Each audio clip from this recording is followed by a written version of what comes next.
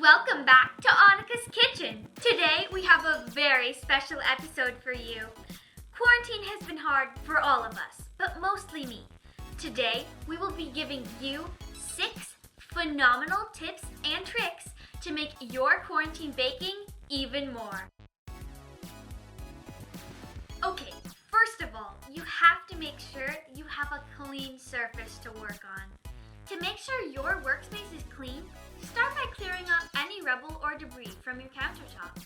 Next, use a rag and cleaning products to sanitize your workspace.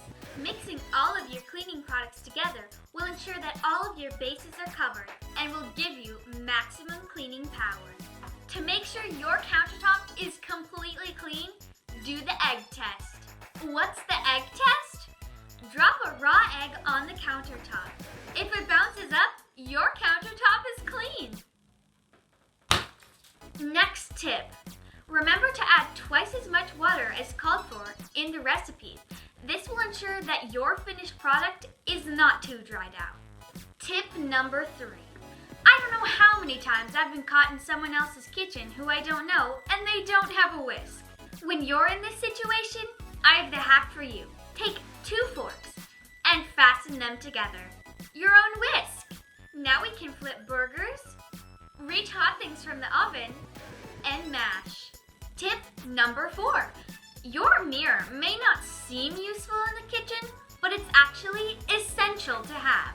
Tip number 5. Read between the lines of your recipe.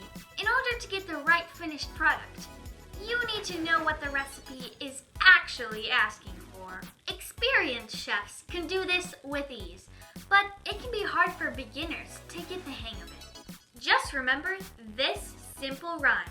Half of a cup isn't enough. Read between the lines. Tip number 6.